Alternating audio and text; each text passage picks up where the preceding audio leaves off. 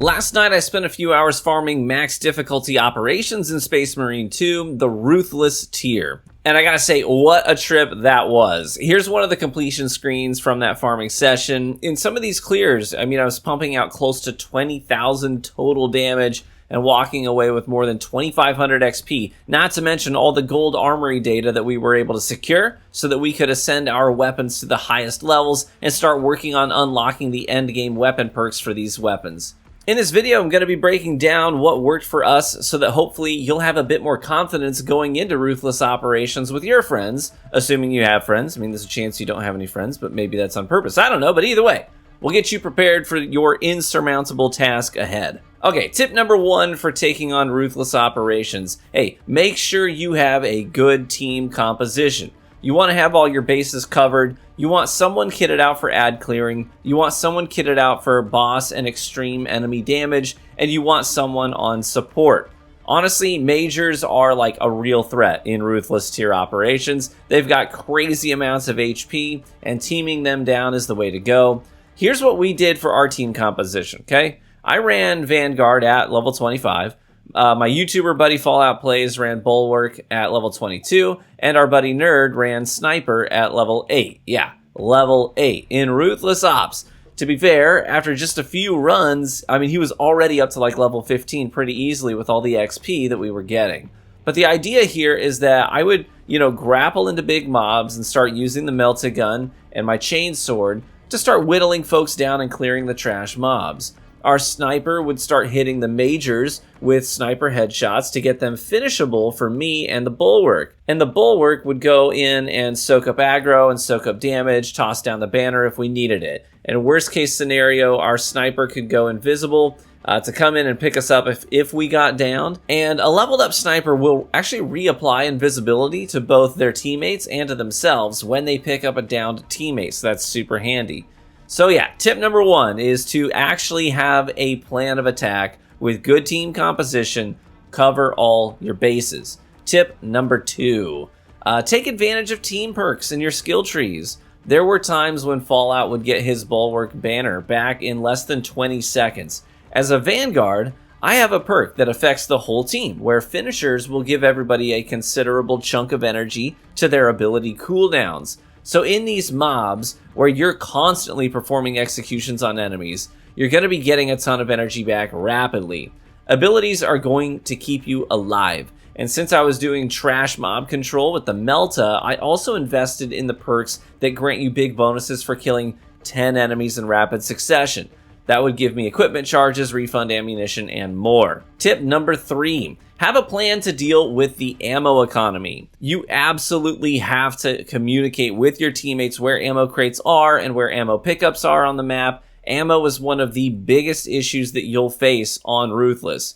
You might get an extreme enemy, then get a wave of majors, and then get a random boss encounter before your next ammo refill crate. So if you aren't rationing and measuring ammo, then you're going to find yourself in a load of trouble. Make sure you're breaking the boxes around the map and calling out the ammo to your damage dealers like your heavies and your snipers most of all. Usually we would ration it so that I would get 1 box of ammo and the sniper would get 2 boxes of ammo for every 3 that we found on the field. And that worked out pretty well for us. Tip number 4. If you're a melee focused class like I am and like Fallout is with his Bulwark, then make sure that you have your melee weapon set to fencing base frame and not the blocking frame.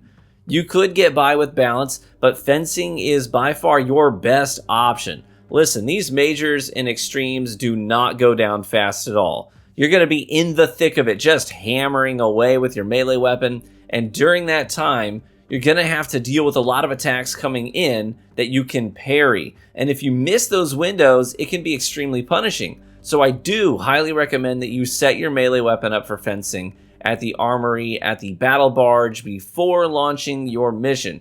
If you weren't aware, fencing gives you much larger perfect parry windows with your melee weapons. Block makes it so that you cannot parry. You can only block the damage coming in. So this is what kept me alive last night, run after run after run after run. So I highly recommend setting yourself up for fencing if you're a melee character.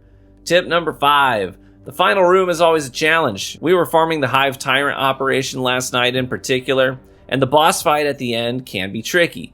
When the Hive Tyrant goes into his second phase, where he's constantly bombarding you with green psychic attacks, he can be especially deadly. So we ended up trying to find as many crack grenades on the final approach to the boss as we could. In this run, here in the gameplay, we actually had 6 crack grenades ready to go, and we stacked all 6 on him as soon as he hit his second phase. And I want you to see how his health gets absolutely chunked down so fast. I'm tossing him. Yeah. Yo, he's already half! Yo, dude. Oh. I had bad timing getting caught in the first toss animation and got tagged by his green waves, but you can see after 6 cracks, this dude is already on the ropes. It made the fight so much shorter and so much easier because it can be a bit tricky when the new ads start to spawn and you've got to deal with boss DPS and he's charging all the way across the map while you're trying to deal with the ads and the majors. So getting his health chunked down quickly is a lifesaver. And tip number 6, try not to divide and conquer. We found that the enemy density gets cranked up a ton in Ruthless operations. And oftentimes, new waves will spawn not on the edges of the field, but often right in the middle of the field. So if you split up too much, there's a very real chance you're going to end up cut off from your teammates. If you're the bulwark, I mean, you might survive by your banner for a while, but without big DPS teammates around to help you kill all the ads, then your banner won't last long enough to save the day. And then on the flip side, if you're a DPS character and you get isolated, you're not going to be able to pump out enough damage to offset the unending assault of enemies slowly whittling down your health. So we learned this the hard way, unfortunately. There were a lot of times when the crap hit the fan and one of us would get separated from the pack, and it was a genuine fight for survival just to get back together again. So don't try to be a hero in this mode. Stay together and get out with the XP and the Armoury Data intact. The respawn timers are crazy long on Ruthless. I mean, I think there were 90-second respawn timers. So if you go down, there's a very, very good chance that you just doomed the entire run to failure. So stay together and get it done.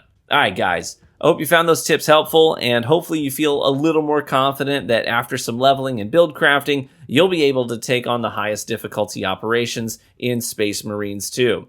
Best of luck to you, my brothers. If you enjoyed the video or if you found it helpful, then help me out by just leaving a like on the video, as that's the best free way to support the content here on YouTube. And you can always follow me on Twitter at @TrueVanguard and chat with me anytime there. Be warm and well fed, my friends. Courage and honor. Oh, let's go, dude. Oh my god, that Dude, second the phase. sextuple crack grenade. That's a big clear. Yeah. We speed ran that second It's phase. a big clear.